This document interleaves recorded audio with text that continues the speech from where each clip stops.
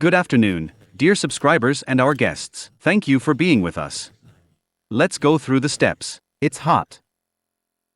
The wings should marinate for at least an hour at room temperature, or 2 to 3 hours in the fridge. Then place them on a well-oiled grill and cook for about 20 minutes over nicely burnt down coals, without intense flare-ups.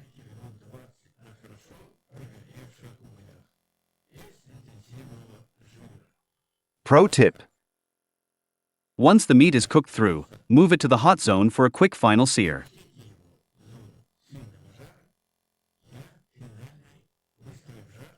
And as soon as the skin turns golden and gets that perfect crunch, take it off the heat right away.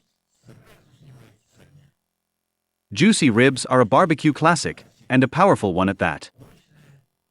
Tender meat that just falls off the bone, with a rich, deep flavor. As long as you know how to bring it out. That's all for today. But as always, more is coming. Stay with us. It's going to be interesting, and most importantly, Useful.